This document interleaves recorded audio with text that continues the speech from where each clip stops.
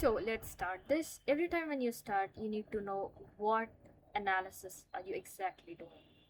So this is what preference is. So here we are doing a structural analysis. So step one, always make sure what type of analysis you're doing. Before starting, you know what? I'll on the way as problems come, I'll teach you all the controls. But this is a button over here. Um,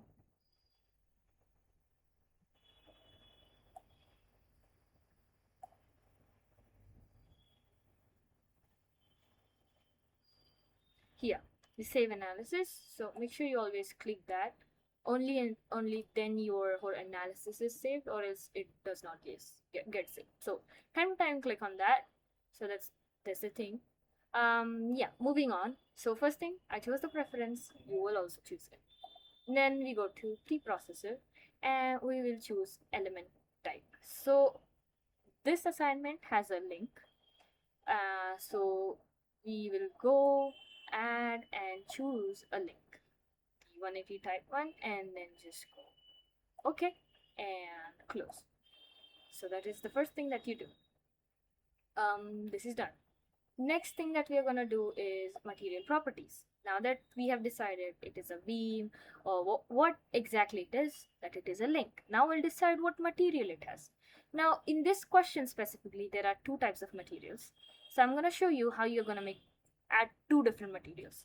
So first you will go in the material models, then you will go in structural, linear, elastic, and isotropic. So here structural, because we are doing a structural analysis.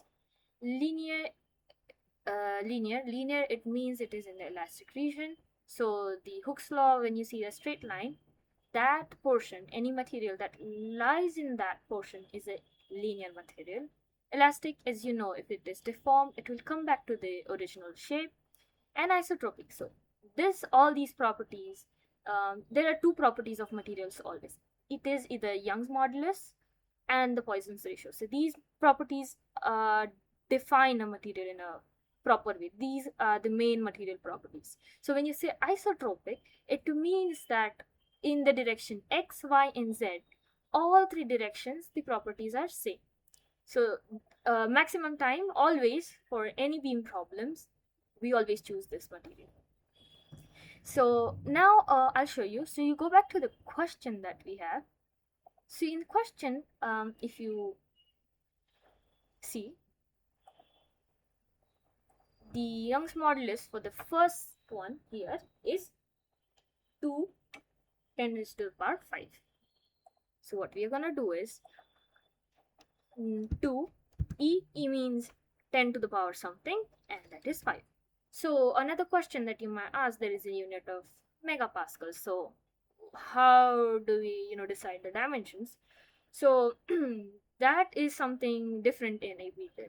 So if you started thinking in mm, you need to take all other properties with respect to millimeters.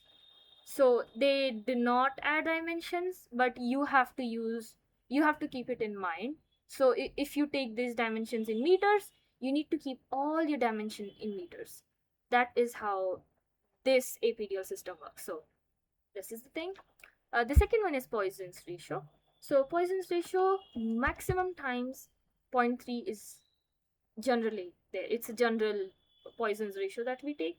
So yeah, this question, it is not mentioned, but we'll take 0.3 as the Poisson's ratio. Done. That's how you added material number 1. So now material model number 1 is one material that you've added. But I have two different materials to use, so I'll use a new model. So I'm keeping the ID 2, okay? And then same, isotropic. Now here we'll go back in the question. We see, oh, it's 0.7 to the power 10 to the power 5. 0.7 E5. If it was 10 to the power minus 5, you'll do E minus 5. As simple as that. And Poisson's ratio, as I said, 0.3, generic that we took. And okay, so you have added two materials. Good. Now next thing we need to do is, so everything related to materials is done. We will go to sections. Now you have defined what the element is. You decided what the materials are needed. Now you'll decide what is the area. So in some case, you need to mention how much the area it is. Why do we need area? For shear stresses, obviously. So there are two different areas again. So it means what? We need to add two sections. So this is the most one of the confusing part that I'm gonna say. So obviously now you've taken link. So where will you go link? If you had chosen beam in element type, you'll go in beam. So that is how it works. Now you'll add. I'll give this 1 and I'll click OK. So how much is the link area? Go to the question again. Oh, the first one is 900. So we'll write here, sorry, here in the link area. Now I had taken megapascals. It is in millimeters. So I will put my area in millimeters. I'm not gonna put in meters or some other dimension. If you are following one dimension, follow it everywhere, because APDL does not have the brain cells to understand that, oh, these are two different values. They do not have an SI system going on in that. It just works with one similar dimensions or assigners. Okay, so I'm working in mm, so everything has to be in mm and everything has to be in newtons. This is what you need to keep it in mind. So yeah, 900, and you will put apply. Now this is what I was saying is the most confusing part. If you click apply, it is closed and it is going to form a new one. And after that, if you say okay, so according to him, there are two datas that you have fed him. What OK does is existing data and close. We don't need more data. But when you click apply, it closes the current data. It forms a new data. And after that, if you put OK, there are two datas. So we don't have to do that. So whenever you do anything, whenever you want to end an operation, keep it in mind, you're either putting OK or it is always apply and cancel. Do not do apply plus OK. No, that is, don't do that. Then errors come, okay? That is what you need to do. Another stupid thing about the software, there is no undo. Yes, you have to manually go and do that thing. Now, if you added some wrong section, you cannot do Control Z. You have to go here for deleting that section. So keep that in mind. Okay. Simple. Apply plus cancel or just OK. So I have added one section. I need one more section. So I'm not going to say OK. I'm going to say apply because I need a new one. Now we'll go to OK. Now again link area. Go back to the question. The link area is what? 600? Put 600 here. Easy peasy. 600 done.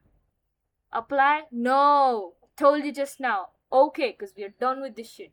Next question. It's not next question. Let's move on to the next. Now we have decided everything. Very nice. But where in the hell is this thing? Where is it exactly?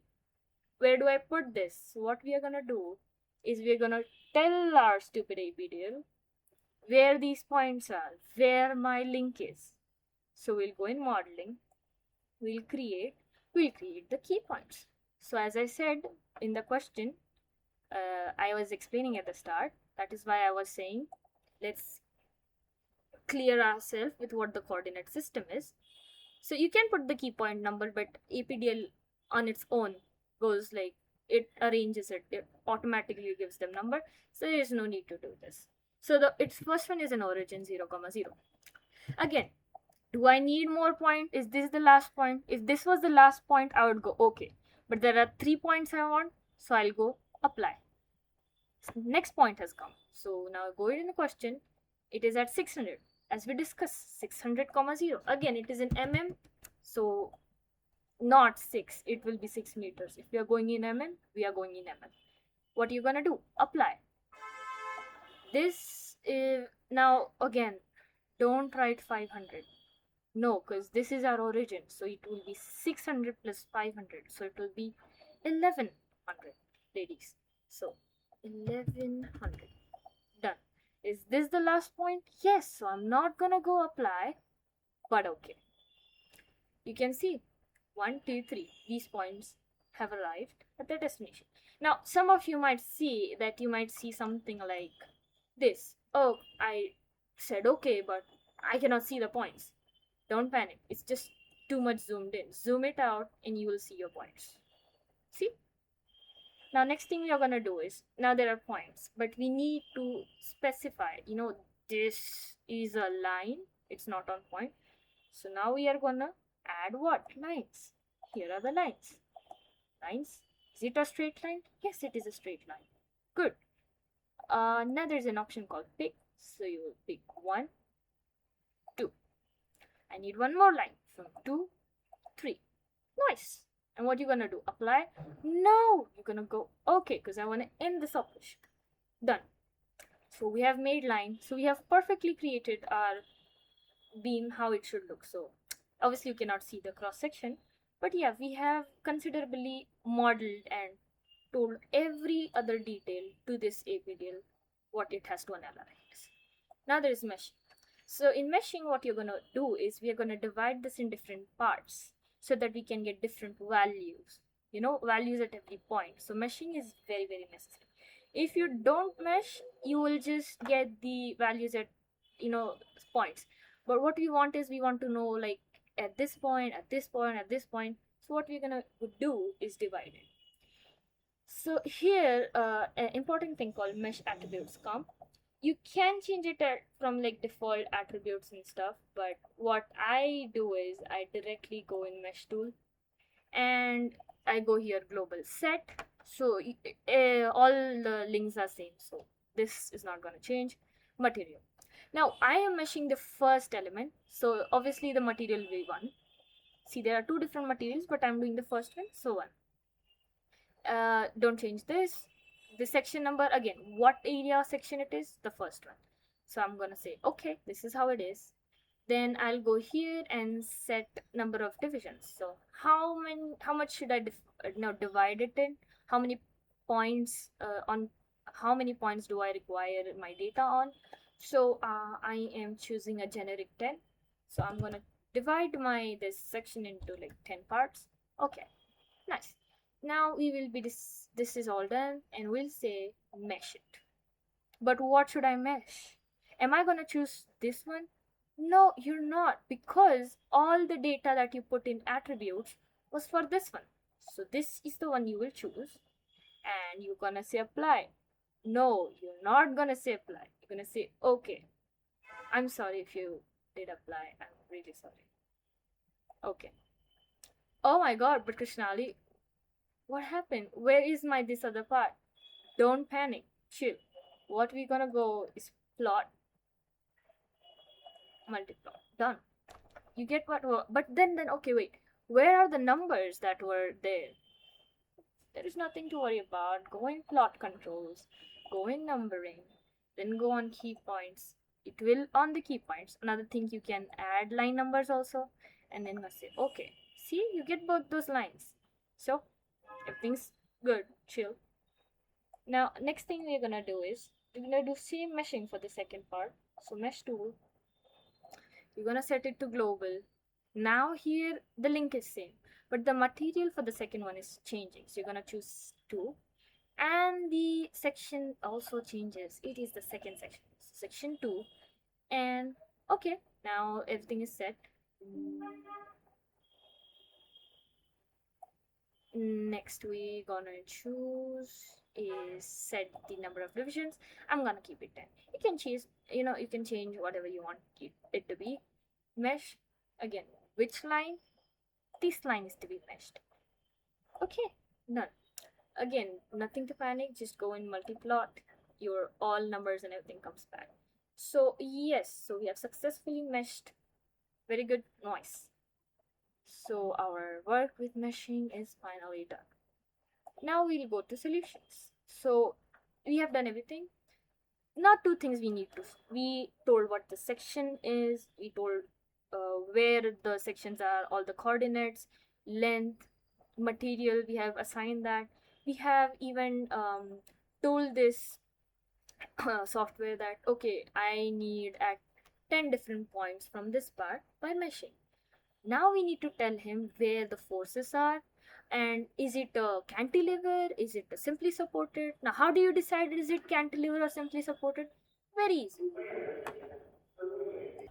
So nothing big in that. So for that you need to tell him which are the fixed ones.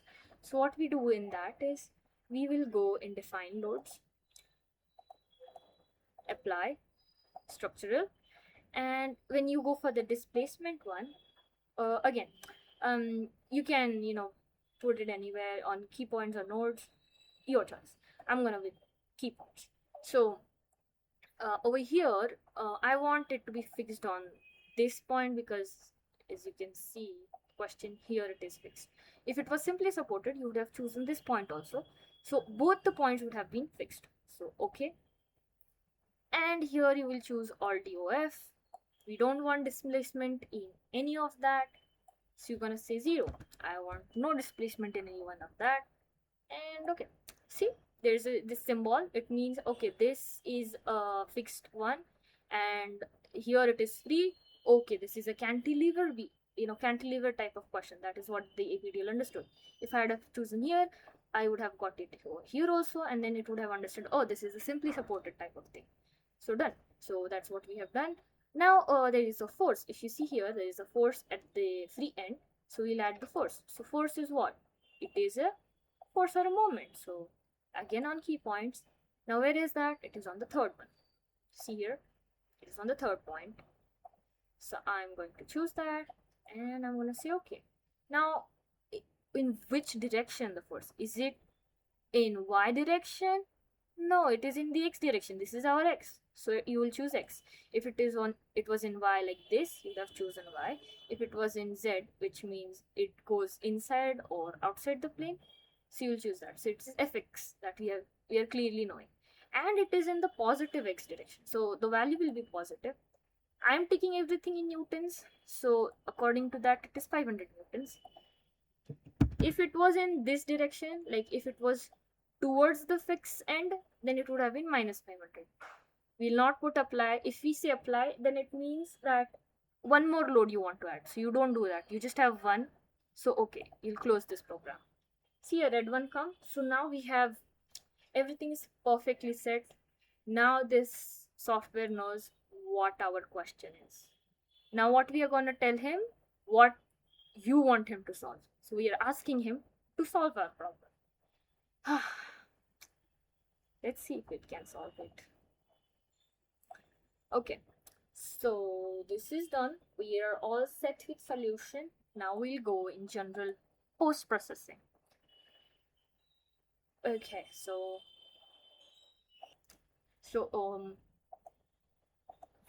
before that, we'll solve this. So we'll go in solve, go in current ls. We'll ask it to solve, understand what it is. It has solved very quick. Close. If you have got error at this point, it means either you have added extra element, something has went wrong. So what can we do over here is start again. Yeah, that will be my suggestion, because this is an old software. So if you try to find the problem and resolve it, it will waste a lot of your energy. Instead of that, you can start it again and yeah, do it from scratch. It will be a little bit less hectic. Okay, before that, at this point it's very necessary you save your data, because if you don't, then yeah, if it's gone, then it's gone. Okay, it is saved now. Now what we're gonna do is, did I solve? Yes, I did. Now we will go in. Okay, general pause proc. See, when I solved, then new things have come over here. So that is one thing you need to keep in mind. I'll go in element table. I will define a table, and then I will define a table, and I'll add here. Now we will choose by sequence number. We'll go ls1 and we'll say 1. So yeah, okay. And you see, you get this error. Now how do I solve this? Close it, close this, and so we'll write set comma last. So write exactly what I'm writing and just click enter. I clicked enter. Now we're gonna repeat the process that we did. We're gonna add. What we are gonna choose is by sequence number, ls, and it should be 1. Okay, so okay, yep. Oh, nice, the table is added. Close. So this is one thing that you did. Oh, yeah. See, if I scrolled, it went, but again, no need to, panic. What the? Yes, it's not a big deal. um, yeah, where were we? Yeah, we now want to plot the results. So we are gonna plot the contour. So this is your elemental solution, and oh, sorry, not this. I'm sorry. Element table, because we have made a table. Okay, woo, there you go. So this is your first one. So we need this in our, this is what the result is. We want this, we want it. So we'll put this here. So this is our elemental solution. There you go. Next we need is a nodal solution. So how do we get contour plot of nodal solution? So if you have seen over there, we do have that. So just go to nodal solution, you know, apply and X component.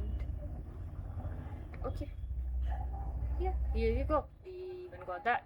So again, we'll take a screenshot. This is our nodal solution, and we are going to paste this. After this, we need certain tables that we are asked to do. Now what is this all? So nodal solutions to give the nodal displacement.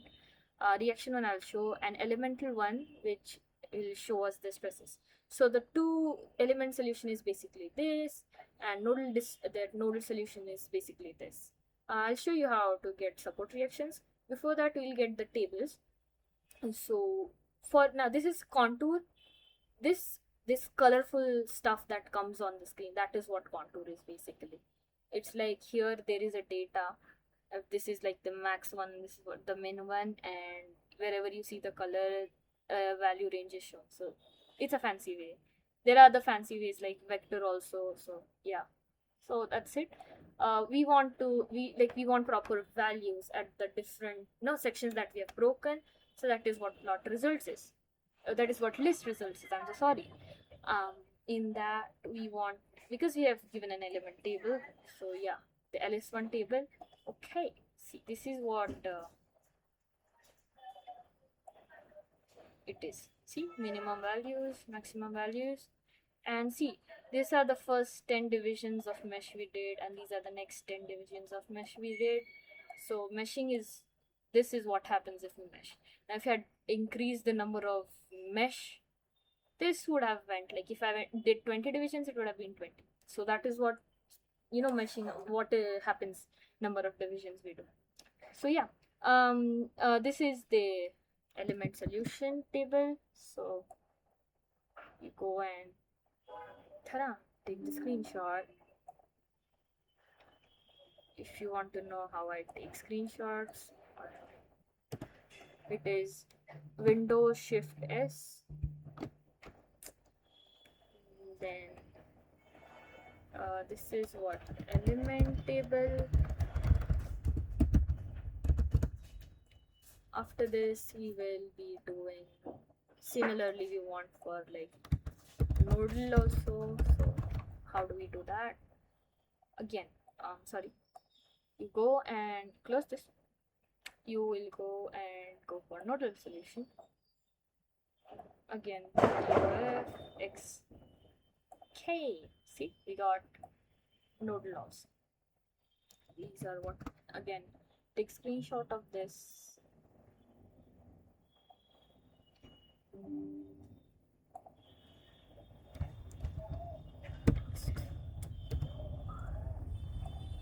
And yeah, so yeah, thing I was talking about here, you can see is reaction solution, and apply.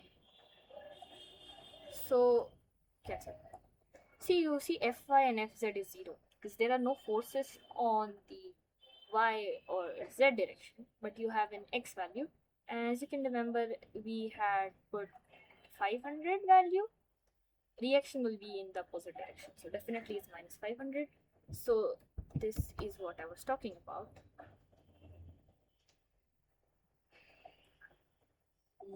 You will might ask me now, do we have contours for the first one also? Um, my guess is I think it is when you put UDL or UVL, that is when it happens, because at every point the reaction force changes. So then it makes sense making contour, but this one does not make sense, is what I would say. Yeah. So now we have reactions, and bam, we have the values. So the point of the software is you would get tired to calculate all these values, all these calculations. So this software just makes it more easier. You just have to click stuff and that's it. So nodal, we have done a contour of nodal, we have done a nodal solution, support reaction. The last one just now that I did, it was this, and elemental is all the elemental solution with element table that we did. And why did I choose ls and all that, that is the codes. That's all I would say. So yeah, we are done with this assignment. Now I'll align this, but these are the 5 things that we had to find. Thank you.